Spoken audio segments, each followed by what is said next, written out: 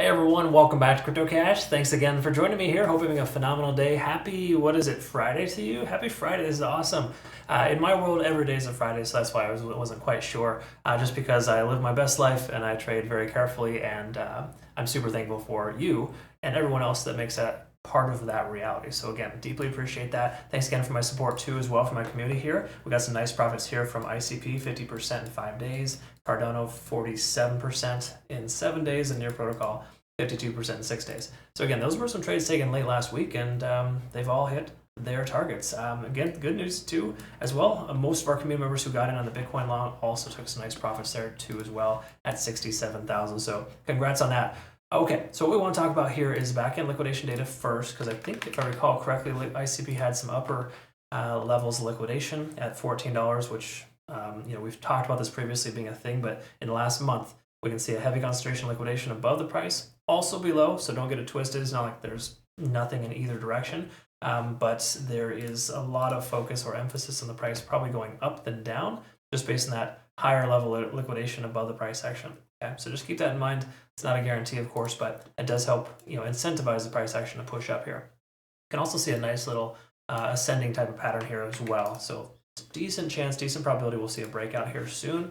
But once again, a lot of it hinges on Bitcoin, and if Bitcoin cannot, drop super hard, because right now Bitcoin is at the upper 67,000 range, or sorry, upper 66,000 range, trying to break that $67,000 barrier. We've got a lot of resistance there. We're not out of the woods yet, but a lot of reasons why it should continue to stay and maintain that level, and likelihood of altcoins doing well this weekend. Okay, so again, if you're in our ICP long, I think it's safe to say we're probably going to hit our second, third, or fourth target.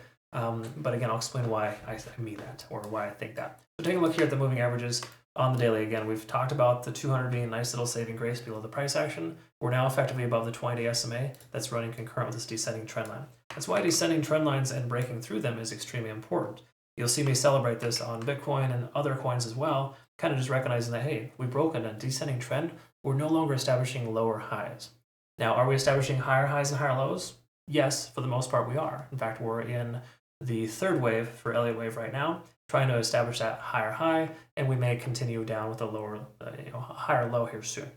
Okay, the reason why that's all important here is that we've got a long ways between here and just say $14. That's where $14 is. That's where all the liquidation is. And that's right where all the moving averages are above us. Okay, so we got some free reign here to kind of run to that level. All the more reason why I feel like we're going to hit additional targets on our current open trade.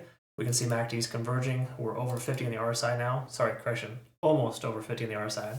Let's not get ahead of ourselves. And don't get wrong, being over 50 on the RSI is not like it's like not an instant win. Okay, it just helps us get some confidence in taking a trade to the upside. Okay. Now, obviously, we can take trades before and below that level. It's okay to do that. But there's have to be other influencing factors, or other factors that are present that make that a reality. Okay, which we had previously when we took our ICP trade. Money flow index is a little bit low, but that's again taking an average of the last 14 days. It's going to be low because of all this garbage here. Okay. So, anyways, daily time frame. The summary here is mostly positive. 4-hour time frame.